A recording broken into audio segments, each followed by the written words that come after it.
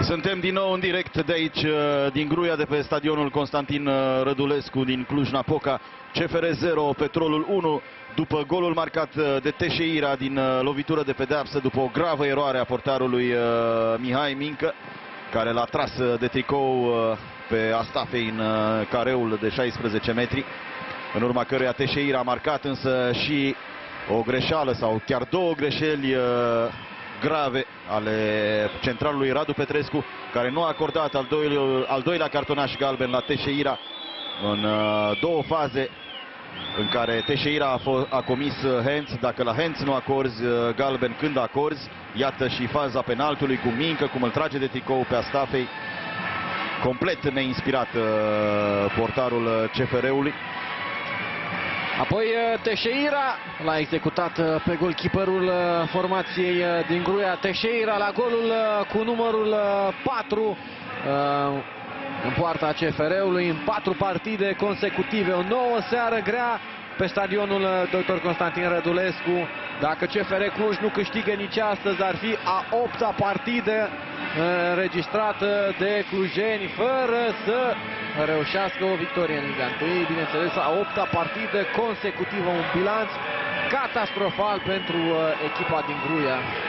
Teșeira a reușit să înscrie din penalti astăzi, nu a mai ratat penaltiul așa cum a făcut-o în meciul trecut. Iată-l pe Mircea Rednic intrând pe teren. Și vom vedea o schimbare la Petrolul în acest debut de repriză secundă. Da, va intra George Mareș, să vedem în locul cui. Nu cred că mai este pe teren Felipe Teșeira. Nu mai riscă Puriul. Scoate pe Felipe Teșeira, cel care a fost aproape de o eliminare în prima repriză. Așadar, iese Teșeira. În locul său intră pe teren George Mareș.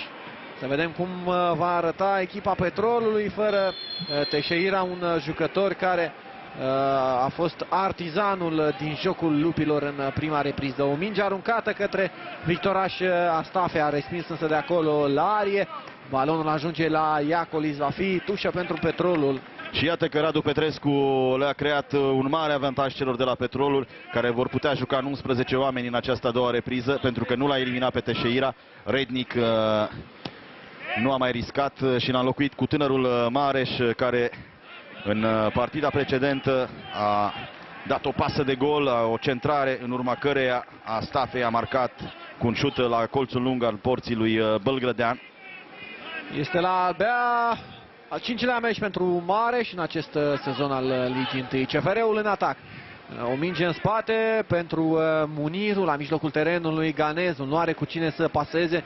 Trimite către Cătălin Carp. Mai departe, Mario Camora, capitanul CFR-ului, destul de șters și el în prima repriză. Nu a mai văzut acele șarje în ofensivă ale lui Mario Camora și acele centrări de calitate pe care de multe ori le-am văzut în prima parte a campionatului. Lovitură liberă pentru CFR Cluj.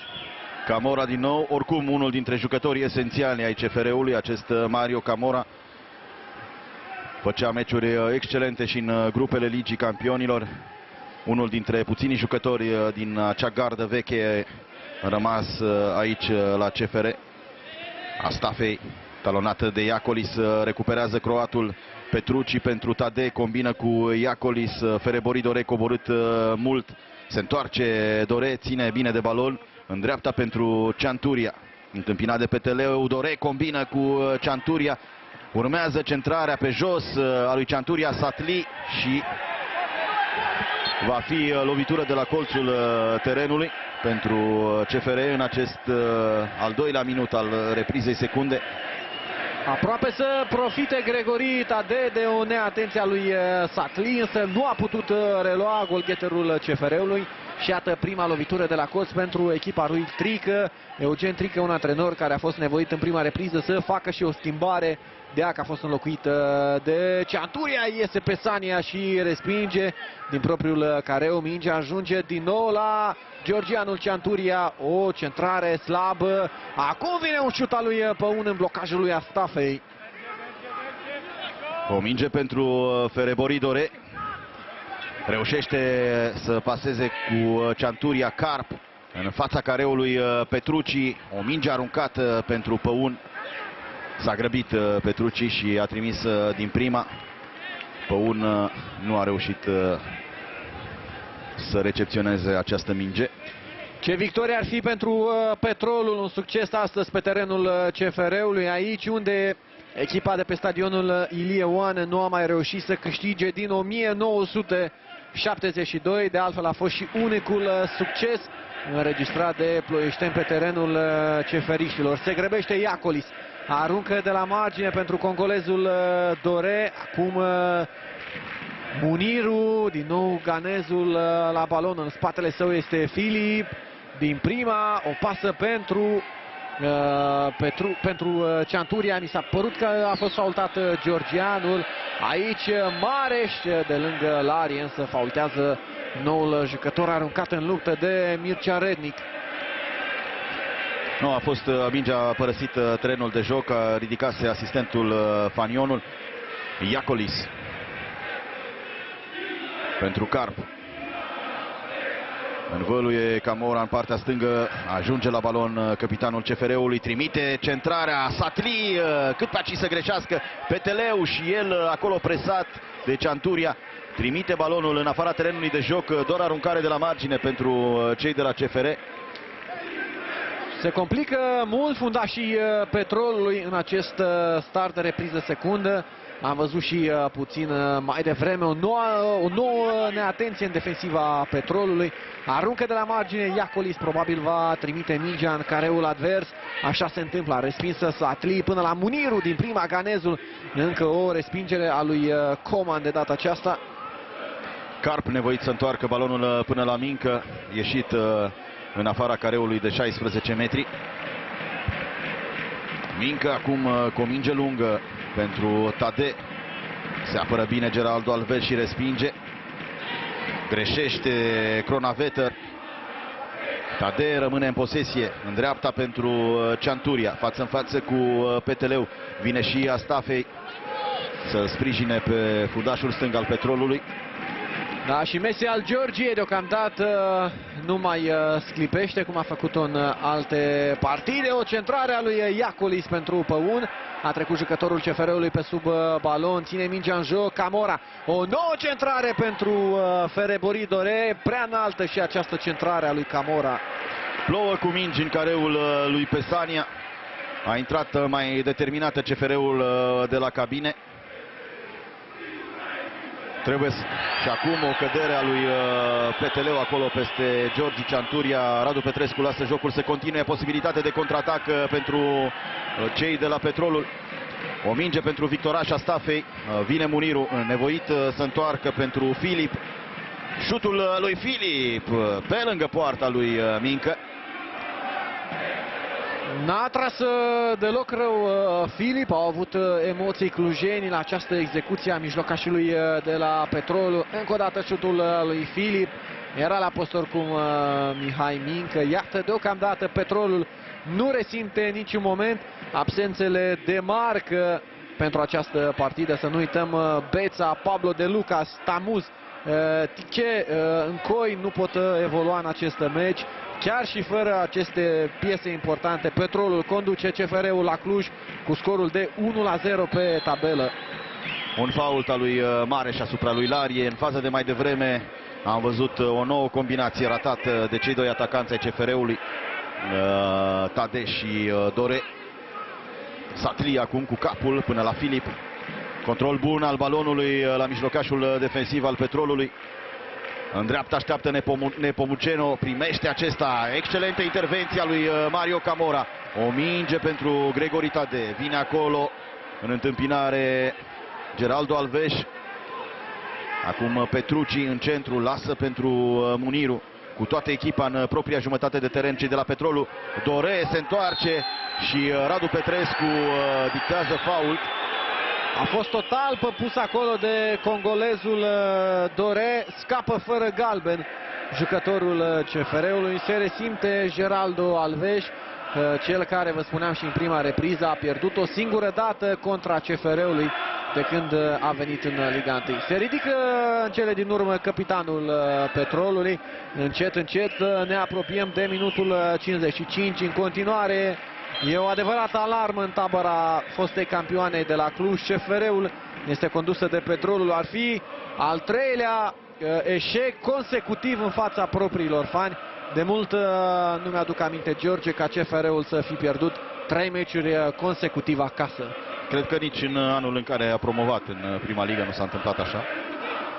Acum o greșeală a defensivei Petrolului. Vine acolo Geraldo Alves, capitanul Petrolului, și face lumină în defensivă. Reușește să blocheze acest atac periculos al celor de la CFR. Erau acolo Tade și Fere Boridore. Ce greșeală puteau face cei de la Petrolul la faza de mai devreme. Acum vine centrarea în careu la colțul scurt. Respinge de acolo, cred că, Mareș. Așa este, se înmulțesc fazele fixe la poarta lui Pesania. Poarta petroliștilor este pusă sub asediu în acest start de repriză secundă. Aruncă de la margine Antonio Iacolis. O nouă minge lungă trimisă în careul advers. Resping încă o dată petroliștii. Un șut. Se cere hands. Spectatorii de pe stadionul Dr. Constantin Rădulescu s-au ridicat în picioare. Toți jucătorii CFR-ului cu mâinile deasupra capului. Încă o dată șutul de mai devreme a lui Petrucci. Mingea lovește în cot pe Satli. E o fază discutabilă, George. Nu vreau să mă pronunț. Decizia aparține lui Radu Petrescu. Încă un atac al CFR-ului. Cianturia pentru centrarea lui Muniru la colțul lung. Păun pune mingea jos. Vine lângă el al Senat. Păun întoarce mingea până la Mario Camora. O centrare pe jos a lui Camora. Respinsă de Geraldo Alves. Rămâne capitanul CFR-ului la balon acum. Păun faultat la 25 de metri. Dacă acolo a fost hands, Radu Petrescu a greșit din nou grav în defavoarea gazdelor. Vom vedea reluări și analize la emisiunea Fotbal Look. Noi vedem faza din care a fost faultat tânărul Alexandru Păun. Georgi Cianturia își așează balonul, o poziție grea pentru un stângaci. Tade, Petrucci și Camora pe linia de 16 metri. Fere Boridorei filtrat în zidul petroliștilor. Pesani așteptând șutul lui Cianturia, deviat fără probleme pentru defensiva Petrolului. Iese Pesani acolo, un stop pe piept, reușește să degajeze balonul. Nu uita, George, brazilian și Pesania. Are tehnică golkeeperul Petrolului. Încă o dată Alves respinge de la marginea careului și să vedem contraatacul Petrolului. O minge pentru viteza lui Mareș. Acolo însă ajunge primul la balon Carp, cel care trimite mingea în afara suprafeței de joc. Tușă pentru Petrolul. Iată o echipă care se mută în jumătatea adversă de teren. Un jucător din tabăra lupilor a rămas întins pe gazon. Este vorba de capitanul Geraldo Alves. Și în prima repriză Geraldo Alves a avut ceva probleme. Și Mircea Rednic oricum pregătește o a doua schimbare. Ar avea cu cine să-l înlocuiască Rednic pe Geraldo Alves. Ipșa este pe banca de rezervă. Rednic mai are pe Marinescu, Vasilache, Chiriță și Pastorini. Iar pentru postul de portar pe Alberto Cobrea. Fanii Petrolului în prim plan. Gălăgioși la golul marcat de Teixeira, mult mai tăcuți în repriza secundă. Aruncă de la margine Sonia al Senat, moment în care, iată, Geraldo Alves părăsește suprafața de joc. Va reintra Geraldo Alves, capitanul Petrolului. Nu sunt probleme pentru el.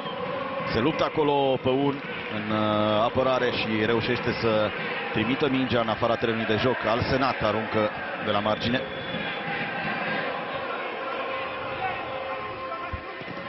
Degajează Păun. Fere Boridore nu mai așteaptă să vină Camora. Trimite pentru Tade.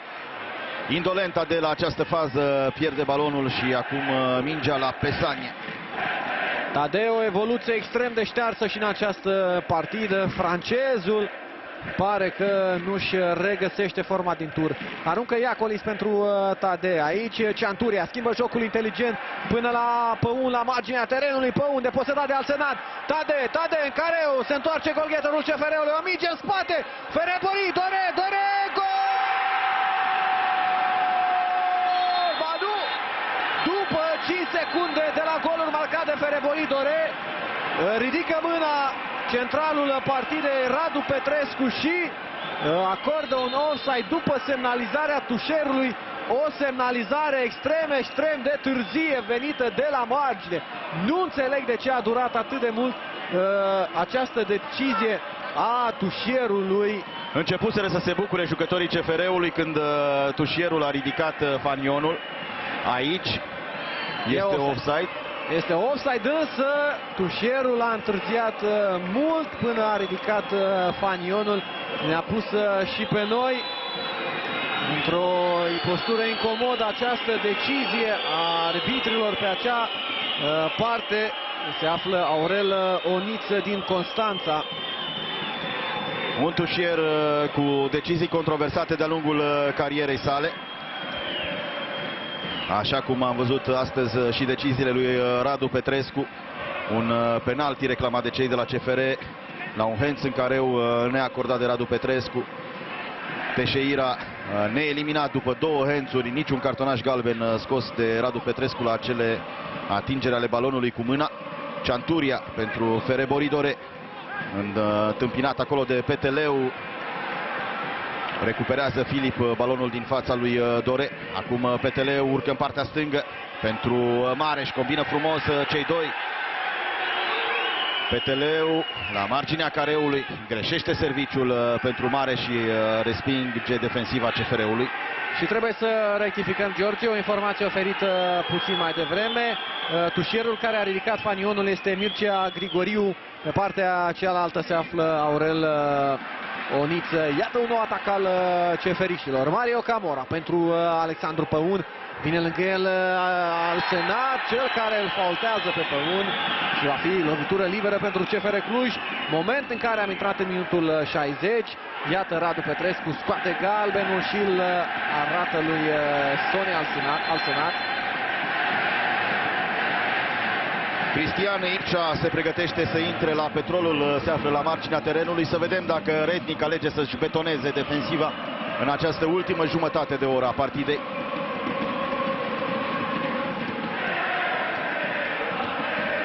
Căzut la pământ capitanul Geraldo Alves. Probabil că asta va fi înlocuirea, dacă bine văd, în careul de 16 metri al lui Pesania.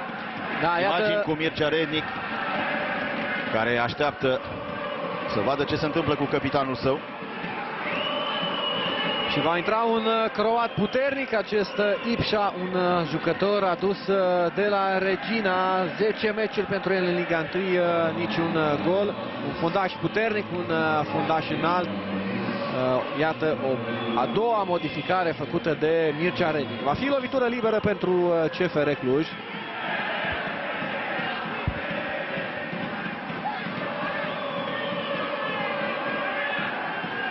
A intrat Ipșa pe teren.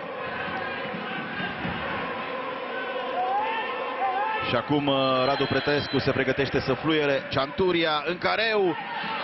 Reușesc să respingă de acolo cei de la Petrolul. Pot pleca pe contraatac. Peteleu întâmpinat de Muniru. L-a lovit Peteleu pe Muniru, însă fără intenție. Aruncă de la margine fundașul stânga al Petrolului. L-a călcat acolo Peteleu pe ganezul Muniru. Nu știu dacă a fost neapărat o intenție. Aruncă Peteleu de la margine pentru Mareș. S-a încins meciul la Cluj. CFR-ul pare să facă o repriză secundă mai bună. decât prima. Iată o nouă recuperare a jucătorilor lui Trico. Minge pentru Camora în stânga. Așteaptă în atac Ferebori Dore și Tade. Camora în centru pentru Davide Petrucci. Schimbă jocul acesta până la georgianul Cianturia. Intră în centru Messi al Georgiei. De unul singur Cianturia. Traversează de latul terenului. O pasă în stânga pentru Mario Camora. Poate veni centrarea. Mingea însă se duce la Tade. O centrare la prima bară. Se cere din nou Hens. Îl văd acolo pe Păun făcând semne disperate. La Ipșa se cere acest Hens. Din acest unghi nu ne dăm seama. Să vedem aici. Hens, clar. Eu așa văd. Poate colegii din care ne mai oferă o reluare. Dore pentru Cianturia. Dintr-un alt unghi poate vedem mai bine faza de mai devreme cu Hensul reclamat la Ipșa.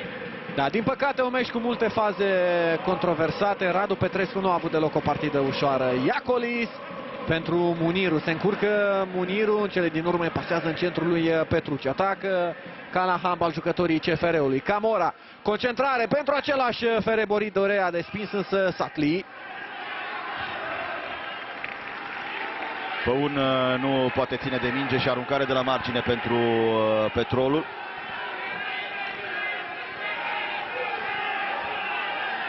Revedem faza de mai devreme.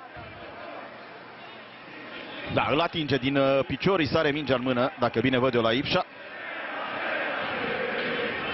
Da, și să nu uităm, avem și arbitrii adiționali la acest meci. Aici Tade aleargă după balon, însă mingea ajunge în brațele lui Pesania. Dacă Petrolul nu va încasa astăzi gol, va fi meciul cu numărul 13 fără gol primit de brazilianul Pesania, cel care acum degajează până la centrul terenului. Au greșit petroliștii, pierd mult prea ușor posesia elevii lui Mircea Rednic. Din nou se întâmplă același lucru. Muniru dă ușor mingea pe lângă Coman, același Muniru. Lasă balonul lui Davide Petrucci în spate pentru Carp. Se așează echipa petroliștilor pe două linii. Ferebori Dore, presa Dore, se descurcă congolezul de unul singur. Așteaptă în dreapta Petrucci, acolo se duce balonul. Georgianul poate centra, o face la bara a doua, Tade! Ce ocazie are golgheterul CFR-ului! Pericol la poarta lui Pesania, o centrare bună a lui Cianturia, care îl găsește la colțul lung pe Gregori Tade. Scăpat din marcaj de Ipșa. Era și Păun acolo. Gregori Tade a trimis uluitor pe lângă poarta lui Pesania. În tur, George, să știi că Gregori Tade nu ar fi ratat din astfel de situații. Multe din fazele importante din această partidă, dar nu numai, le veți putea urmări marți seara de la ora 20 la emisiunea Liga Magazin, realizată de colegul nostru Cristian Osăloș. Pleacă din nou în atac cei de la CFR Cluj. Păun greșește serviciul, a ieșit bine Ipșa, greșește și el. Camora, Petrucci și acum Păun. Vine acolo Cronaveter, rămâne la balon Păun, neatent, a venit Nepomuceno din spate și i-a furat balonul. S-a pierdut cu firea acolo Păun. Nepomuceno, un jucător convocat la Naționala Curaçao, un stat în componența regatului țărilor de jos al Olandei, așa cum este numit, un stat din Caraibe. Nepomuceno a jucat în noiembrie pentru Curaçao, a marcat un gol în meciul cu Cuba și apoi a mai jucat cu Guiana franceză în competiția Cupa Caraibelor.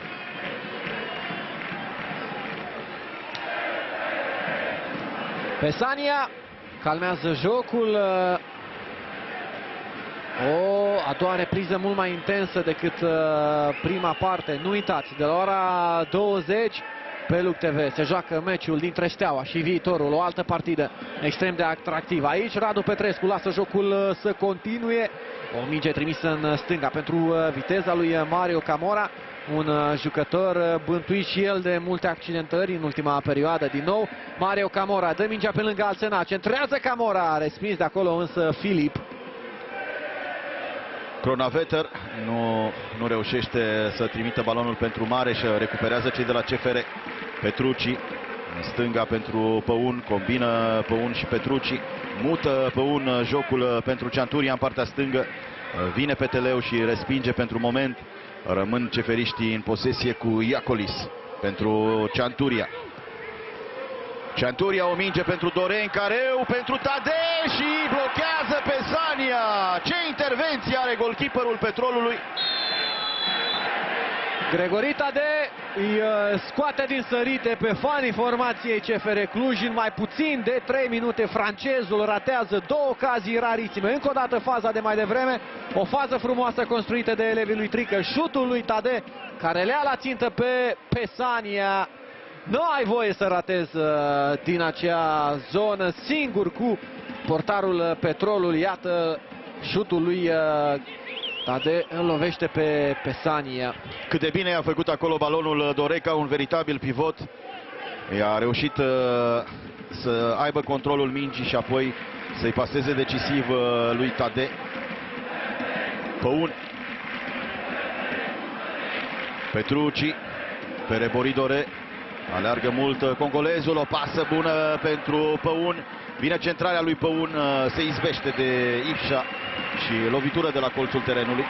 Crește presiunea la poarta Petrolului, elevii lui Rednic nu mai pot ieși din proprii 50 de metri. O nouă lovitură de la colț pentru echipa CFR-ului. E mare aglomerație în careul ploieștenilor. Vine centrarea, nu iese Pesania! O nouă lovitură cu capul, cred că Lari a fost acolo. Mingea se duce însă în au de poartă. Nu găsesc cadrul porții cei de la CFR în această partidă și Mircea Rednic pregătește încă o schimbare. Și va fi ultima, dacă nu mă înșel. Va intra Pastorini. Degajează Pesania, țin mingea în joc cei de la CFR Cluj, neatent, Victoraș Astafei, vine Muniru, pune tare piciorul ganezul, aici tehnica lui Georgi Cianturia, Muniru mai departe pentru Cianturia, a venit și a recuperat însă de acolo Filip, nu se complică Satli și trimite mingea direct în aut. A vrut repede Iacoli să arunce, Radu Petrescu a fluierat din nou târziu și a oprit jocul pentru a permite schimbarea celor de la Petrolul. Iese Cronaveter și va intra Rodrigo Pastorini. La meciul cu numărul 7 în tricoul Petrolului, uruguaianul Pastorini deocamdată nu a marcat în Liga 1. O minge înălțată până la mijlocul terenului, va fi tușă pentru Petrolul. Nu uitați, dragi prieteni, după meciul Stelei cu Viitorul, Sergiu Penciu vă așteaptă în platoul emisiunii Fotbaluc. Acolo vor fi și antrenorul Cornel Țălnar, dar și jurnalistul Cristian Osoloș cu siguranță. Se va vorbi și despre fazele importante din această partidă și, bineînțeles, despre acele faze controversate luate de Radu Petrescu. Păun, o minge în careu pentru Dore, ține de balon, însă greșește serviciul pentru Tadei și recuperează cei de la Petrolul. Astafei pentru noul intrat Pastorini, musculat acolo de Gregori Tadei și Radu Petrescu acordă fault. Echipa lui Trică mai are la dispoziție încă aproximativ 20 de minute pentru a scoate cel puțin un punct din acest meci. Trică declara că nici nu vrea să audă de un egal în această partidă. Ei bine, iată că echipa sa aproape să piardă o nouă partidă în Liga 1. A respins Larie până la Muniru. Ganezul trimite disperat o minge către proprii atacanți. Joacă într-un 4-4-2 ceferiștii. Îi ține lipiți Trică pe Dore și Tadei, de fundașii Petrolului. Dore acum în dreapta pentru Muniru. Schimb de locuri al jucătorilor lui Trică. Muniru nu are o tehnică deosebită și greșește serviciul. S-a interpus acolo Nepomuceno. Însă este greu cu Camora și nevoit jucătorul din Curaçao să faulteze. S-a cerut și un galben puțin mai devreme. Mario Camora, capitanul CFR-ului, după ieșirea lui Ciprian Deac, se pregătește să execute această lovitură liberă cu 6 jucători. CFR-ul în careul lui Pesani a bătut slab. Camora au respins ceferiștii. Dore cu capul pe spate pentru Păun. Nu mai aleargă Păun la minge să-l preseze pe Ipșa și acesta protejează balonul care iese în afara spațiului de joc. Clujenii se apropie cu pași repezi de a 5-a înfrângere pe teren propriu în acest sezon. 21 de goluri marcate, 13 primite. Ar fi totodată a 7-a victorie a Petrolului pe teren străin. Ploieștenii s-ar apropia la 7 puncte de Steaua și la 3 de ASEA Târgu Mureș. O misiune infernală pentru echipa lui Renic de a mai ajunge pe Steaua. Iată-l aici pe Iacolis în centru până la Davide Petrucci. Păun se complică jucătorul CFR-ului. Muniru cât de ușor renunță la posesie jucătorii Petrolului, preocupați doar de faza defensivă. Muniru talonat de Mareș și apoi de Pastorini. Carp iese din apărare. Carp trimite pentru Camora. Nevoiți să combine în propria jumătate de teren cei de la CFR. Acum o minge lungă a lui Larie, s-a opus acolo Al Senat. Nu contează deloc în atac cei de la Petrolul în această a doua repriză. Un joc la o singură poartă, cea a lui Pesania. Larie avansează de unul singur pentru Gregori Tade, în spate pentru Petrucci. Mută Petrucci jocul în stânga pentru Camora. Vine centrarea lui Camora, iese Al Senat și reține din fața lui Fere Boridore. Acolo Fere Boridore l-a faultat pe Satli. A fluierat centralul la semnalizarea arbitrului adițional. Mai câștigă câteva secunde jucătorii Petrolului. Mâine seria transmisiunilor pe Luc TV și Luc Plus continuă. De la ora 18, Concordia lui Șumudică va juca pe teren propriu cu Ceahlăul în direct pe Luc Plus, iar de la ora 20 și 30 de minute pe Luc TV, CSM Seaș, Universitatea Cluj, într-un alt derby al suferinței. Pastorini prelungește balonul cu capul pentru Mareș.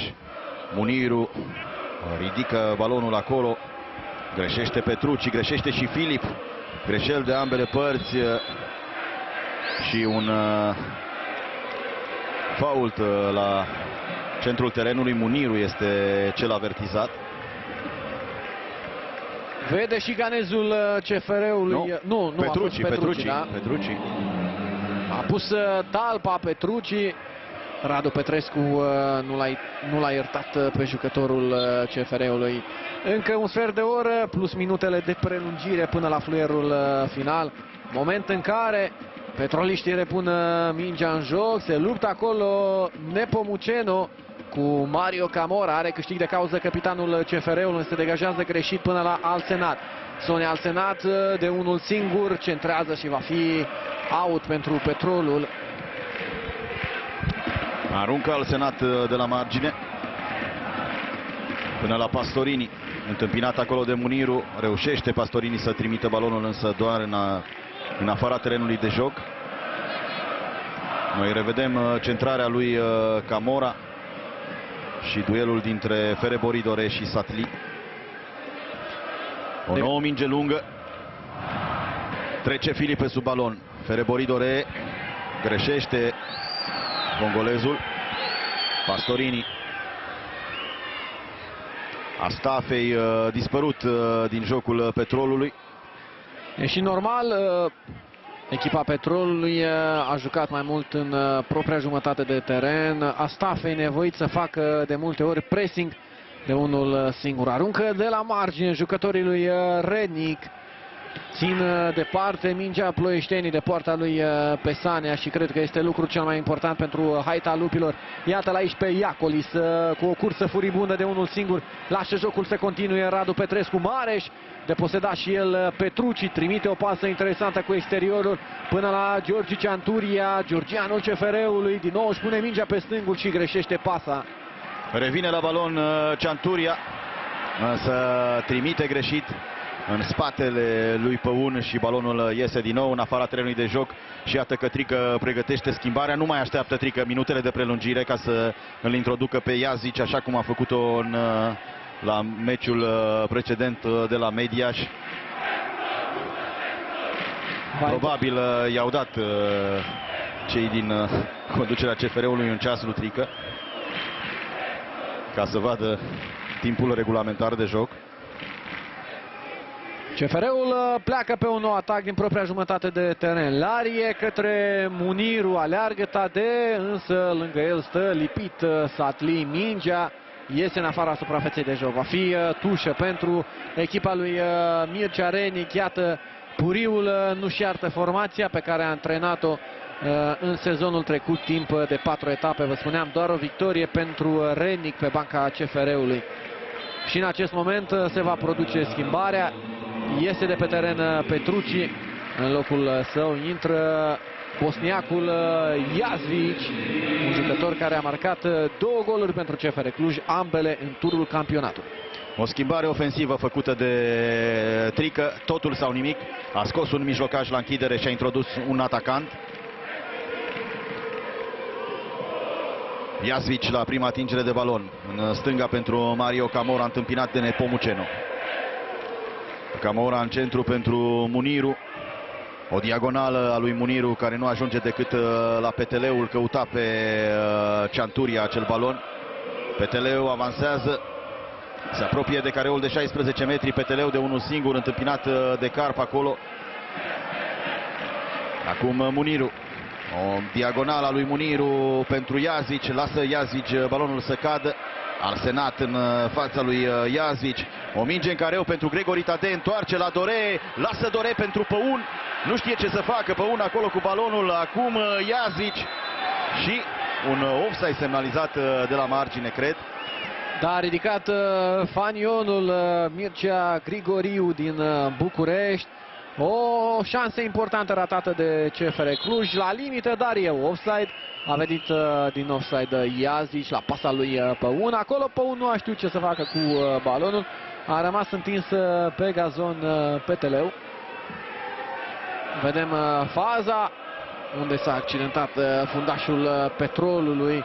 A căzut acolo rău, dar nu cred că are probleme Peteleu a revenit în teren. Noi îl vedem pe Geraldo Alves, capitanul celor de la Petrolul, pe banca de rezerve. Ieșit accidentat. Și Thiago Lopez cred că va fi introdus și el pe teren. Nu înțeleg de ce Trică nu-l aruncă în joc pe Sergiu Negruț, un jucător de profil ofensiv. L-am văzut pe Thiago Lopez îndreptându-se spre banca de rezervă de la încălzire. Aici Carp pierde duelul aerian, însă Laria aruncă o minge către mijlocul terenului. Acolo se luptă Ferebori Dore și câștigă balonul. O pasă a lui Cianturia pentru Iazici. Ce intervenție are al Senat. Da, așteptat acolo Iazici, însă al Senat extrem de atent. Un jucător cu mare experiență, un fundaș dreapta, poate cel mai bun fundaș dreapta din Liga 1, acest Sonny al Senat. Iacolis aruncă din nou mingea spre careul lui Pesania. Se prelungește balonul acolo. Dore nu reușește să aibă control la această minge. A trimis balonul în spate. S-au încurcat cei 3 atacanți al lui Trică în careul lui Pesania. Iazici și Tade s-au încurcat reciproc unul pe altul. Nici Ferebori Dore nu a fost mai inspirat. Și iată, jocul se mută aproape de poarta lui Mincă. Scapă însă mingea în afara suprafeței de joc. Cei de la Petrolul se grăbește. Golkeeperul CFR-ului trimite repede lui Carp. Nu mai au timp la dispoziție ceferiștii. O nouă înfrângere astăzi ar adânci și mai mult această criză pe care echipa care a strâns 8 trofee din 2008 până în prezent o traversează. Păun, trecere spectaculoasă a lui Păun, întâmpinat de Alsenat și va fi lovitură de la colțul terenului.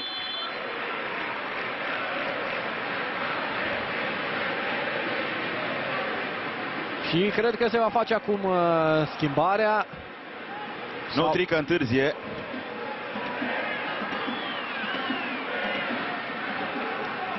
Și în cele din urmă se face schimbarea. Da. Intră Thiago Lopez, momente confuze la marginea terenului. Să vedem cine va ieși de pe teren. Păun este cel înlocuit. Probabil superstițiile lui Trică să nu introducă jucătorul înainte de executarea cornerului. Superstiții de foști jucători. O centrare în careu. Larie respinge Astafei din careu. Reîntoarce Iazici balonul în suprafața de 16 metri. Pleacă pe contraatac cei de la Petrolul. Nepomuceno așteaptă Astafei. Către el se duce acest balon. Victoraș Astafei față în față cu Iacolis în partea dreaptă. A venit bine fundașul dreapta al celor de la CFR. Pe cealaltă parte ce a reușit să trimită balonul în afara terenului de joc. Și sunt foarte curios unde va juca Thiago Lopez în această așezare a CFR-ului. Undeva în centru folosit Thiago Lopez, cel care a marcat un gol extrem de important în victoria CFR-ului în fața rivalilor de la Cluj. Aici Nepomuceno nu poate obține... Ba da, va fi corner pentru Petrolul. Se ceartă acolo Mario Camora cu Mircea Urbuleț. Cu Aurel Oniță, îmi cer scuze.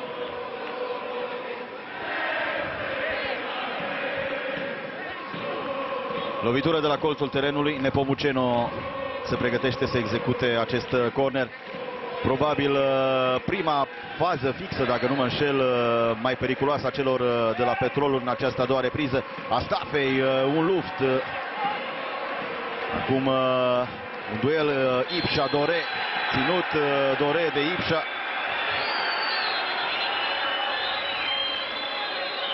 Scoate Radu Petrescu cartonașul galben la Ipșa. N-a văzut Hențul la același jucător. Nu a acordat în prima repriză Radu Petrescu cartonașul roșu la Teșeira după două hențuri comise. Decizii absolut ciudate ale acestui central. Un actor negativ al acestei partide, altfel frumoasă. Iacolis îi trimite lui Thiago Lopez. Thiago Lopez intră în careu, încearcă să centreze de lângă Victoraș Astafei. Va fi lovitură de la colț pentru CFR Cluj. Se resimte Victoraș Astafei după ciocnirea cu Thiago Lopez. Încă o dată, iată până unde a venit Victoraș Astafei, atacantul Petrolului prezent în propriul careu.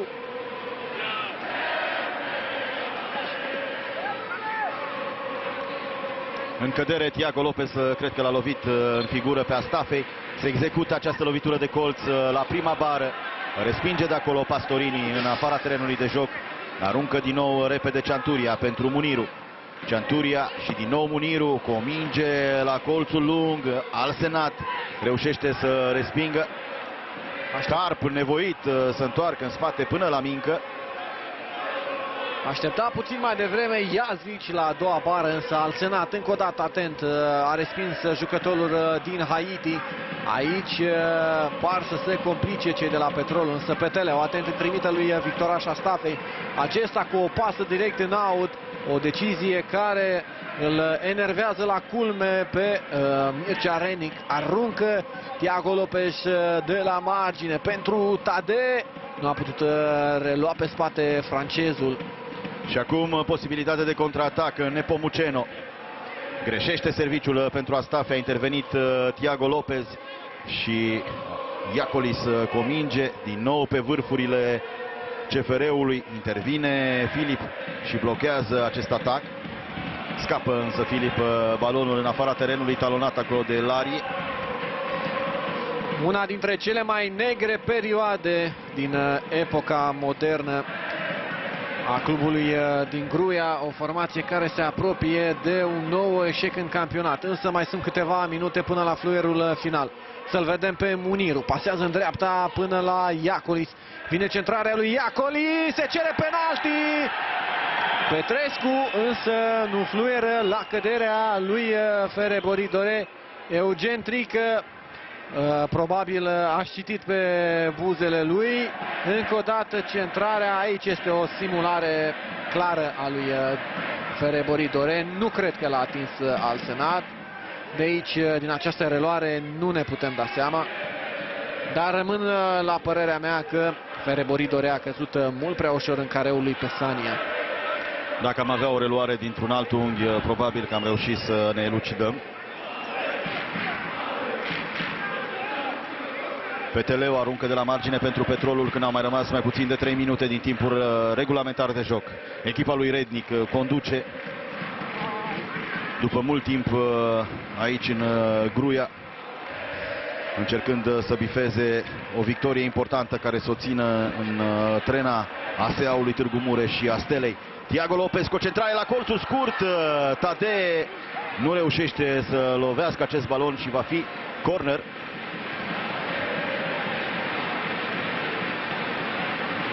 Extrem de periculoasă CFR-ul în această a doua repriză. Vine centrarea în careu. Muniru își pregătește șutul, însă în peluza din spatele porții lui Pesania.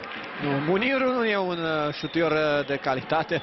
Execuțiile de acest gen nu fac parte din calitățile lui Muniru. Un nou jucător de la Petrolul a rămas întins pe gazon, se ridică în cele din urmă. Obișnuitele trageri de timp. Încă o dată aici faza la care a cenut penalti Ferebori Dore. Nu se poate da lovitură la 11 metri la așa ceva. O decizie bună luată de Radu Petrescu, însă multe alte decizii controversate de clujeni. Aici mult mai puternic Muniru. Îi trimite lui Tiago Lopez în spate pentru Iacolis. Iacolis greșește, va fi tușă pentru CFR. Unele decizii esențiale, altfel. Petrolul ar fi jucat încă din prima repriză în 10 oameni dacă Radu Petrescu ar fi acordat corect cartonașul galben la hands-ul, la cel puțin unul din cele două hands-uri comise de Teixeira în prima repriză. Acum contraatac al Petrolului, Nepomuceno. Recuperează bine Carp. Iazvici față în față acolo cu Filip. Iazvici intră în careu. Nu reușește să se întoarcă și să centreze. Nu vine nimeni la combinație. Iazvici încearcă acum centrarea, blochează Filip și o minge aruncată pentru Mareș. Larie în spate pentru Mincă. Puțin mai devreme Camora ar fi trebuit să vină la susținere, însă cred că și portughezul a cam terminat bateriile. O minge pentru Gregori Tade, în spatele său Satli, Tiago Lopez, e și Peteleu și Victoraș Astafe acolo. Tiago Lopez centrează cu stângul la marginea careului al Senat, respinge din fața lui Iazvici. Rămân în posesie jucătorii CFR-ului, o pasă pe jos pentru Iazvici, la marginea careului, din prima Iazvici, Ferebori, Dore de unul singur, își pune mingea pe dreptul, Dore așteaptă însă prea mult, Muniru nu mai trage de data aceasta, îi trimite lui Iacolis, vine și Astafe care faultează. S-au arătat și 3 minute de la margine. 3 minute de speranță pentru CFR Cluj și 3 minute de emoții pentru lupii lui Mircea Red. Georgi Cianturia se pregătește să execute această lovitură liberă. Astafe în zid, vine centrarea la colțul scurt. Bătută slabă această lovitură liberă. Astafe aleargă după balon, atent Iacolis recuperează. Cianturia, o minge aruncată în careu.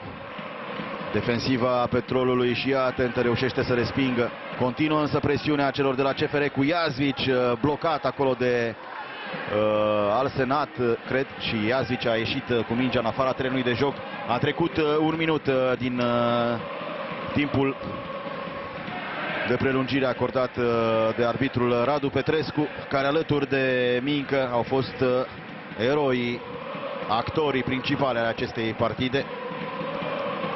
Aproape Petrolul să câștige la Cluj după mai bine de 43 de ani, o victorie care o ține pe echipa din Ploiești pe locul 3 în acest moment în clasament. CFR-ul mai încearcă un nou atac. Acesta este Muniru în dreapta pentru Iacolis. De câte ori am văzut acest scenariu. O minge trimisă pentru Ferebori, Dore, Tade. Sunt 3 jucători de la CFR în careul petroliștilor. Tade, cât de mult așteaptă francezul. Tade de unul singur. O pasă pentru Thiago Lopez și cred că va fi corner pentru CFR. Mincă îi cere lui Trică să-l lase să meargă în careu. Îi dă voie Eugen Trică. Până la urmă a renunțat Mincă. În careu balonul lui Carp. Reîntoarce acest balon. Iese pe Sania și boxează de acolo. Un fault în atac dictează Radu Petrescu. Camora îi arată centralului că era ieșit pe Sania din suprafața de 6 metri. Și păcat că nu ați văzut reacția lui Cătălin Carp. Pur și simplu jucătorul din Republica Moldova s-a prăbușit în genunchi.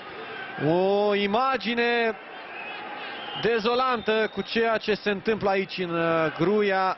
O nouă seară tristă pentru clubul CFR Cluj. Probabil nimeni nu s-ar fi așteptat la o asemenea perioadă în urmă cu un an sau poate chiar 2, pe vremea când CFR Cluj făcea 10 puncte în cea mai importantă competiție intercluburi din Europa. Car pentru Muniru. Fac pressing cei de la Petrolul. Muniru ține de balon. Timpul se scurge în defavoarea CFR-ului. Și în acest moment Radu Petrescu pune capăt acestui joc. CFR Cluj, Petrolul 0-1. Unicul gol marcat de Felipe Teixeira. Iată, CFR-ul bifează a treia înfrângere consecutivă în fața propriilor fani. Muniru, extrem de nervos, se repede acolo ganezul CFR-ului către un jucător de la Petrolul. Dragi prieteni, George Petrulă și Doru Crăciun, vă mulțumesc pentru atenție. Nu uitați, de la ora 20 pe Luc TV se joacă Steaua Viitorul. Până data viitoare, toate cele bune, la revedere!